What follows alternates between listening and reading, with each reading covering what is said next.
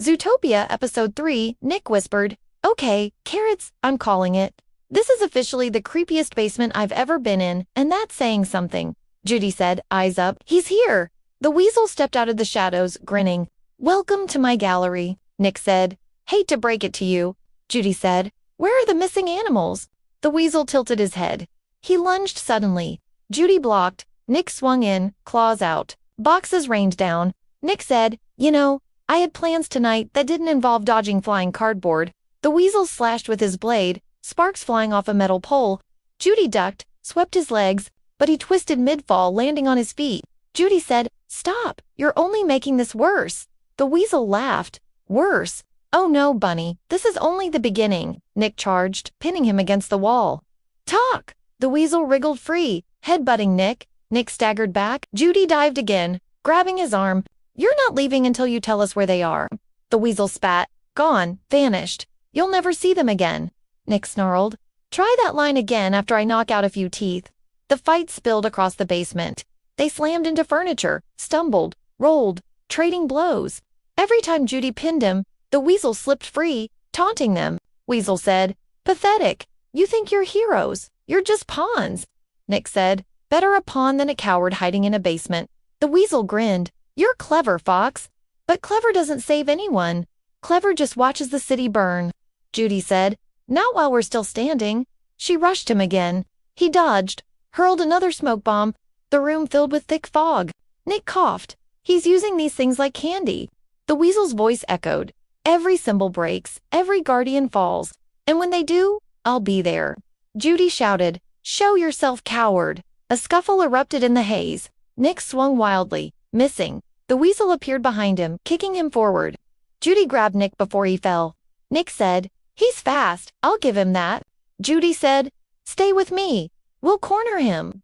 They split, circling the fog. The weasel darted for the stairs. Nick lunged, tackling his legs. They tumbled up the steps, fists flying. Nick said, "You're not running from me." The weasel bit down on Nick's arm. Nick yelped, "Ow, teeth! He actually bites." Judy rushed in, knocking the weasel off. She slammed him against the wall. "It's over. You're done." The weasel panted, eyes wild. "Over? You don't understand. This city, it belongs to someone else now," Nick said. "Oh, great. Now we're getting sequel villains." Judy pressed harder. Who's behind this?" The weasel smirked. "Ask your chief. Ask your mayor. Ask the shadows that own you," Nick said. "Could you not be mysterious for once?" The weasel suddenly kneed Judy in the chest, broke free, and bolted up the stairs. Judy gasped, chasing after him. "Nick, move!" They sprinted into the alley, chasing him across rooftops, through narrow passages, down fire escapes.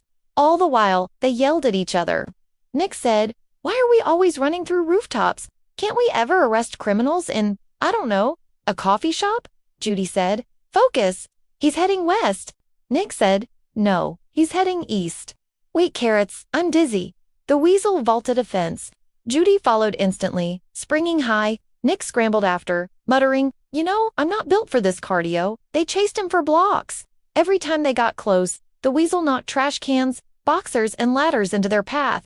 Nick shouted, "You owe me new shoes after this." Judy said, "Keep going. Don't lose him." Finally, the weasel darted into an abandoned warehouse. Judy and Nick cornered him inside, breaths ragged. Nick said, "All right, round 2. Or is this round 3? I've lost count." The weasel smirked in the shadows. "You can't stop what's already in motion." Judy raised her voice. "We can stop you." The weasel's laugh echoed. "Me, I'm nothing. Just the first crack in the glass. When it shatters, you'll see." Nick said, Yeah, dramatic foreshadowing.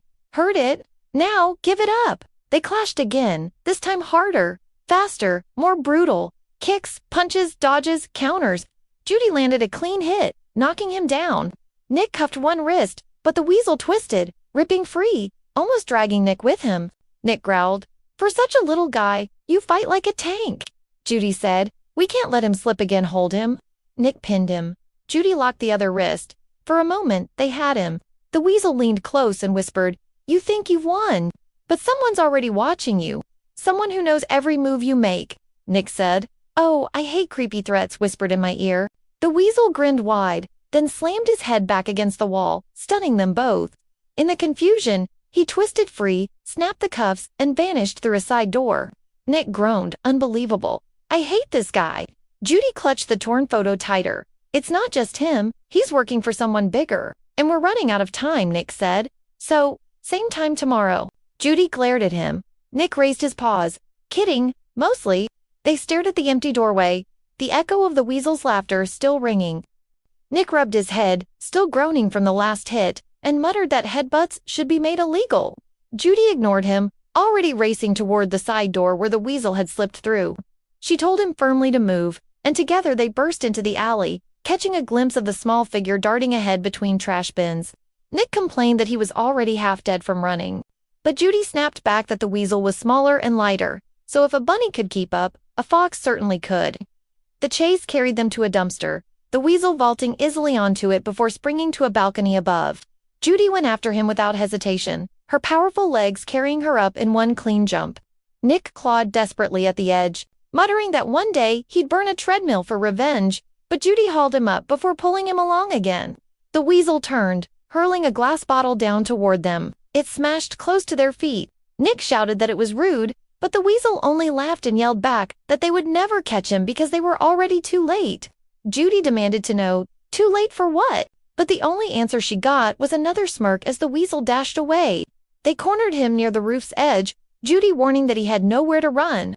But the weasel grinned and said there was always somewhere to run before leaping off the building and landing squarely on a moving delivery truck below. Nick's eyes bulged in disbelief as he pointed out that the criminal had actually done it, and that he was not about to jump onto a moving truck. Judy didn't even hesitate. She said they didn't have a choice, then sprinted and jumped, landing hard on the roof. Nick groaned, cursed his life choices, and followed, tumbling in a heap beside her. He wheezed that one day she'd get him killed, and if that happened, he'd haunt her forever. But Judy shoved him up and pushed forward. The chase across the truck roof was chaos. The weasel hurled boxers back at them, Judy ducking low while Nick caught one square in the chest and staggered, gasping that it would bruise for weeks. The truck swerved violently, horns blaring from nearby cars. Then the weasel made another impossible jump, vaulting from the truck onto a rooftop and vanishing into the shadows. Judy said quickly that he was heading for the old rail yard, and Nick groaned that abandoned trains were never a good sign but followed anyway. They rolled off the truck as it slowed and sprinted after their quarry, Judy leading with sharp determination, Nick dragging behind but refusing to stop. The further they ran, the darker and emptier the streets became. The old rail yard loomed ahead, rusted cars lined up in rows, the silence broken only by the crunch of gravel beneath their feet. The weasel's laugh echoed across the wide yard, taunting them. Judy shouted that this wasn't a game and demanded he show himself, but his voice drifted back from the shadows, telling them to catch him and prove they were worthy of the symbols everyone thought they were. Nick muttered that villains always wanted to play tag, and Judy crouched low, telling him they'd have to split up to flush him out. Nick sighed heavily, telling her that if a rodent killed him, she'd have to explain it to his mom. But he obeyed, disappearing down one row of cars while Judy crept through another. The sounds were tense, the groan of metal in the wind, the faint shuffle of movement on gravel. Suddenly, with a burst of speed, the weasel dropped from above and tackled Judy, driving her into the dirt. She grunted, struggling, and shouted Nick's name. Nick sprinted into view, but the weasel pulled Judy up against him, pressing the blade dangerously close to her neck. Nick froze, ears low, and raised his paws, telling the weasel to let her go. The weasel snarled that she needed to listen and understand, that this was all bigger than her. Judy thrashed but stopped when the blade pressed tighter. Nick's voice lowered, calm but edged with fury. He told the weasel he'd won, that he had Judy, but he was forgetting something. When the weasel sneered and asked what, Nick smirked and said Judy hated losing. In a flash, Judy stomped on his foot, drove an elbow into his stomach, and twisted herself free, flipping him hard onto the ground. Nick winced theatrically and said that was definitely going to leave a mark. Judy snapped cuffs onto one wrist and pinned him down, but the weasel only laughed through the pain, hissing that they still didn't see the truth, that they were too busy chasing him to notice who was already standing behind them. Nick blinked and said nervously that he hoped that was just a raccoon rummaging through garbage. Judy froze, ears twitching. The sound of heavy footsteps echoed between the cars, deliberate and steady, nothing like the frantic scurrying of the weasel. She tightened her grip on the prisoner and told Nick it wasn't a raccoon, it was something else. The footsteps grew louder. Out of the shadows of the rail cars, a much taller figure began to emerge. The weasel's grin widened despite being pinned. He said softly that now they would finally understand. Now they would see who was really behind the curtain. Nick's eyes darted from the weasel to the approaching figure, and he muttered that he had a very bad feeling this was no ordinary henchman. Judy squared her shoulders, never letting the weasel go. But her voice was tense when she said this wasn't over, it was just the beginning. Subscribe for next episode.